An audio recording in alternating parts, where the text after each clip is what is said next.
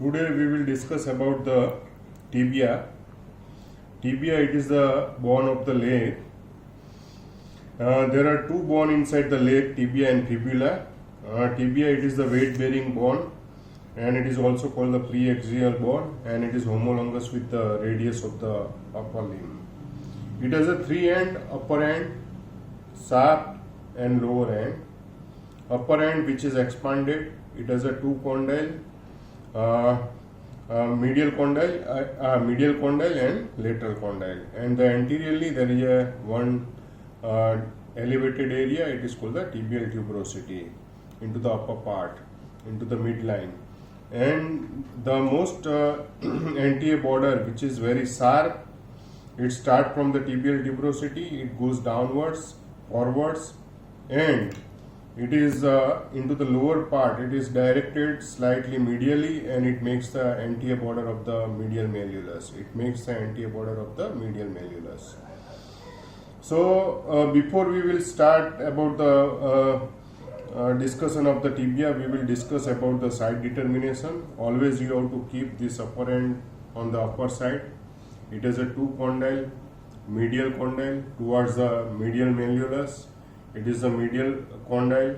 The anterior border which is very sharp, it facing anteriorly, tibial tuberosity which is facing anteriorly, and there is a fibular notch for the lower end of the tibia. It is the on the facing laterally, as well as on the lateral condyle, on the lower aspect there is a facet for the upper end of the fibula which is attached at the upper end of the fibula, which is facing also laterally, and the posteriorly one line, it is called the soleus line. It is lies on the posterior aspect. So this is the right side of the tibia. If I will keep into the left leg, then the medial malleolus which is goes on the lateral aspect, so the medial malleolus facing medially. If I will keep this way, medial malleolus medially, then the soleus line which is come anteriorly. So that's why it is the right side of the tibia.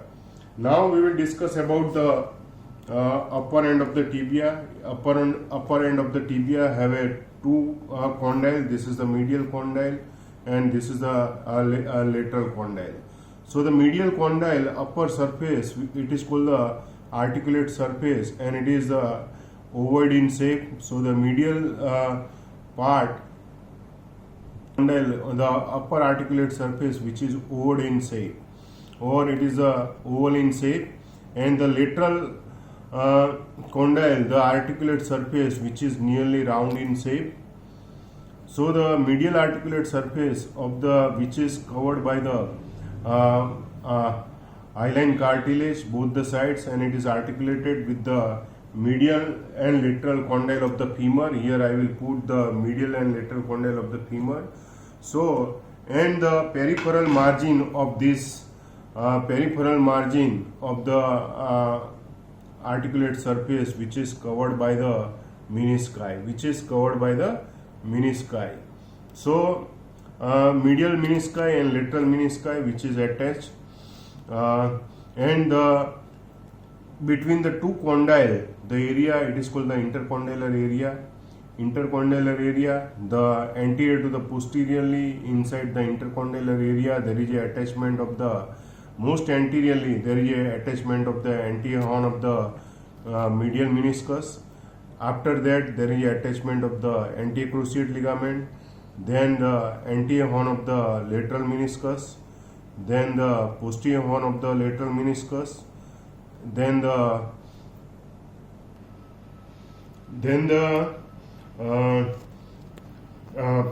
posterior horn of the medial meniscus, and then posterior cruciate ligaments.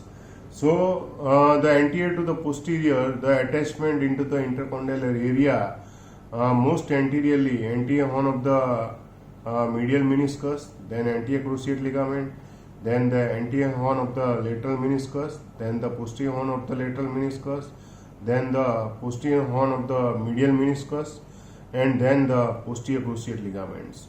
So these are the attachment into the intercondylar area inside the upper part of the between the two articulated surface. It is the intercondylar area. The anteriorly over the lateral condyle, this is the, here you can see this is the medial malleolus, just opposite to the medial malleolus into the upper part. It is called the lateral condyle. The lateral condyle have a on the lateral aspect into the most upper part, which is flattened, and it is gives the attachment of the iliotibial tract. Here there is attachment of the iliotibial tract. On the there is a groove for the popliteus muscle. Here there is a attachment of the popliteus muscles. So the posteriorly there is a groove for the popliteus muscles, and just below to these there is a one facet for the upper tibiofibular joint. It is the attachment of the upper end of the fibula on the lateral condyle. So there are three attachments on the lateral condyle. On the anterior aspect and just laterally there is a flattened part. It gives the attachment of the iliotibial tract. Posteriorly it gives the groove for the popliteus muscles, and just below to it there is a facet for the fibula, and it makes the upper tibiofibular joint. So the fibula, which is not directly attached, it does not have a role inside the knee joint formations. The on the medial condyle, on the posterior aspect and medially, there is a one groove for the attachment of the semimembranous muscles. This is the attachment of the semimembranous muscles. Between the two condyles, this is the tibial tuberosity. Here there is a attachment of the ligamentum patellae, and the attachment of the upper part of the capsular ligaments, which is attached on the both the condyle. Here there is a margin of the condyles, there is a attachment of the capsular ligaments, and anteriorly it is goes downwards up to the tibial tuberosity, which is ligamentum patella, which is reinforced the capsular ligaments, and also here there is a iliotibial tract, which is it is merged, intermingling with the capsular ligaments, and then it again comes to the margin of the lateral condyles, and there is a posteriorly there is a groove for the popliteus muscles, this area which is the deficit for the capsular attachment. So this area in which is the deficit for the capsular ligament, and then again it is attached to the margin of the condyles of the medial condyles. So this is the upper attachment of the capsule of the knee joint, and it is anteriorly it extends up to the tibial tuberosity. It is intermingling with the ligamentum patella, as well as it is also there is a medial and lateral patellar retinaculums just around to the tibial tuberosity. And the posteriorly you have to remember there is a capsule which is deficit for the passing of the popliteus muscles tendon. Now we will discuss about the border and surface of the tibia. The anterior border, which is start from the tibial tuberosity, and it is very sharp, and it goes downwards, forwards, and into the lower part it is directed slightly medially, and it becomes continuous as a anterior border of the medial malleolus. The medial border, which is start from the just below to the medial condyle, and it goes downwards and forwards, and it becomes into the middle part. It is very prominent, and it goes downwards, and it becomes the posterior border of the medial malleolus. It is become the posterior border of the medial malleolus. So this is the medial border, and this is the lateral border. Lateral border, which is start from the facet for the fibula, and it goes downwards, forwards, and it is continues downwards, and at the lower part it divides into the two part, and it is the gives the attachment for the lower part of the, it makes the fibular notch for the attachment of the lower part of the fibula. So these are the three borders. Between the anterior border or lateral border, also called the introosseous border, and between the anterior border and the medial border, this surface, it is called the medial surface. Between the anterior border and lateral borders, this surface, it is called the lateral surface. Between the medial border and the posterior border, between the medial border and lateral borders, there is an area, it is called the posterior surface. So now we will discuss about the medial surface. Medial surface, throughout it becomes subcutaneous. It is a subcutaneous, and it is just near to the medial border. It is a hockey shape attachment of the sartorius muscles. So anterior to the posteriorly, there is a sartorius, gracilis, and semitendinosus muscles which is attached from anterior to the posterior. So three muscles which is attached anterior to the posterior: sartorius, gracilis, and semitendinosus. All three muscles which is coming from the different compartments. Sartorius, it is the muscles for the anterior compartment, and it is supplied by the femoral nerve. The gracilis, which is the muscles for the medial compartment, or it is called the adductor compartment, and it is supplied by the obturator nerve.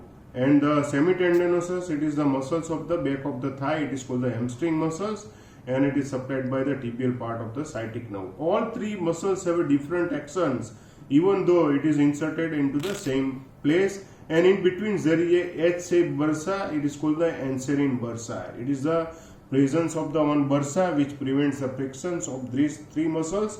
It is called the anserine bursa. The remaining part of the medial surface, it is the throughout subcutaneous. It is called the scene of the tibia. The lateral surface of the tibia between the anterior border and lateral border or interosseous border, it is called the lateral surface of the tibia, and it gives the attachment of the tibialis anterior muscles. And in the part, then lateral surface which is facing anteriorly, and it gives the passing the extensor compartment of the muscles of the extensor compartment of the leg. So how to remember? Talented husbands are never dear person.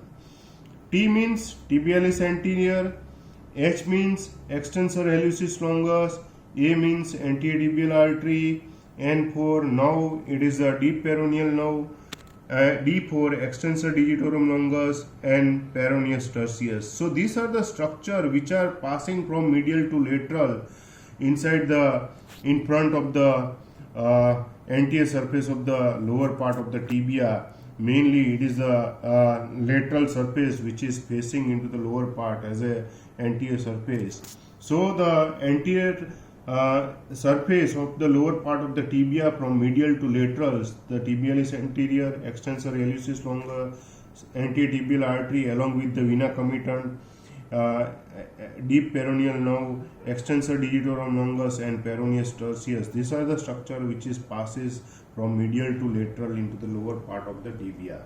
Even here on the medial malleolus, there is on the medial surface there is anterior to the posteriorly there is a great saphenous nerve along with the saphenous nerve which is passes, and it lies on the posterior aspect. So initially it crosses so the great saphenous nerve, a great saphenous vein which is passes obliquely from the below to upwards, and it is upwards and backwards. It is a great saphenous vein, and along with it there is a saphenous nerve. So over the medial malleolus. On the posterior surface of the tibia, here there is this is the soleus line which start from the lateral condyle. It goes downwards, forwards, and it is over the towards the medial border, and above to the soleus line there is a attachment of the popliteus muscles. There is a insertion of the popliteus muscles. On the soleus line there is a attachment of the fascia covering to the popliteus.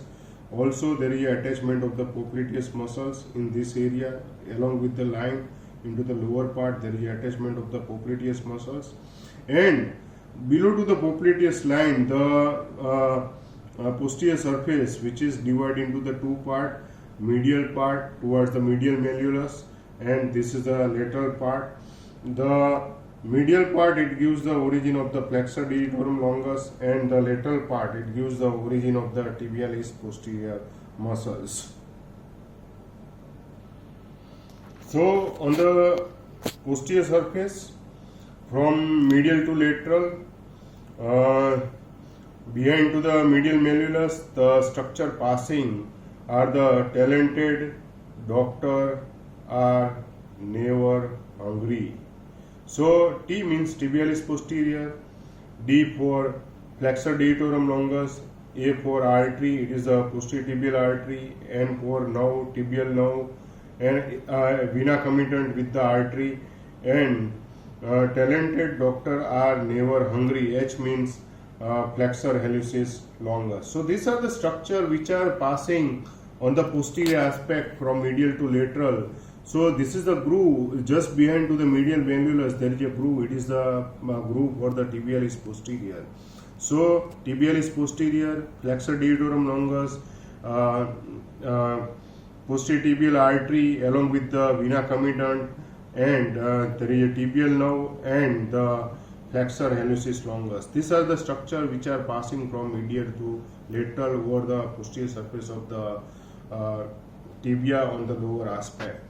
Even on the medial border, this is the medial border, most upper part of the medial border, it gives the attachment of the tibial collateral ligaments. After that, it gives the origin of the popliteus muscle here, and there is a fascia covering to the popliteus. Below to the soleus line, it gives the attachment of the soleus muscles and the fascia, and also there is a attachment of the middle 1/3 part. It gives the attachment of the soleus muscles. This is here there is a attachment of the soleus muscles, and then deep transverse fascia of the leg, and medial end of the flexor retinaculum, which is attached on the posterior border of the medial malleolus. Posterior border of the